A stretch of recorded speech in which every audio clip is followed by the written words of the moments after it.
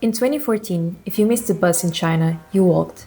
Today, the streets are a rainbow of metal with both bicycles and scooters. It started as a revolution, then it became chaos. In the early days, pioneers like Ofo and Mobike weren't just renting bikes, they were fighting a war for our data. They flooded the streets with too many bicycles, leading to the infamous bike graveyards. But the phenomenon didn't die, it evolved. As the chaos cleared, the bikes were absorbed into super apps like Meituan and Hello Bike.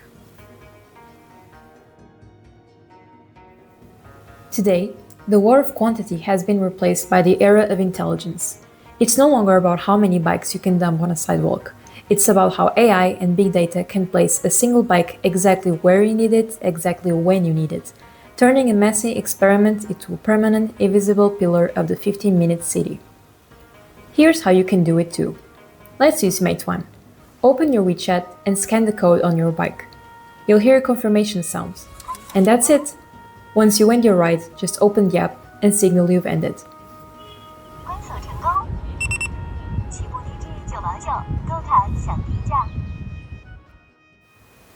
But it's not just bikes and scooters, is it? What you're looking at now is the real hero of the Chinese sharing economy.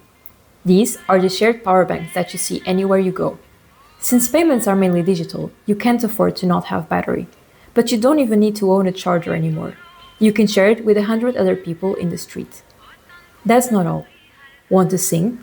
Or a quiet place to study?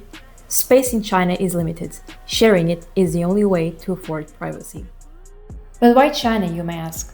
Why did this happen here at a scale the rest of the world can't seem to match? It's not just a tech, it's a trust machine.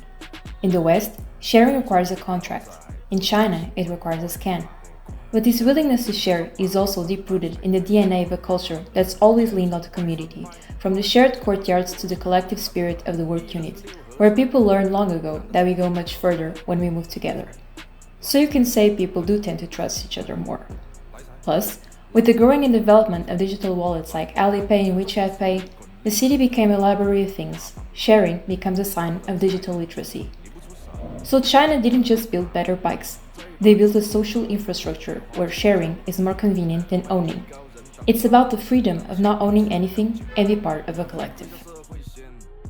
All while AI manages these fleets to prevent the graveyards of the past. The sharing economy is growing up.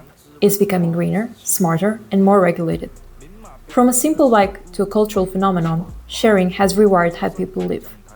We don't just share objects, we share the city's resources.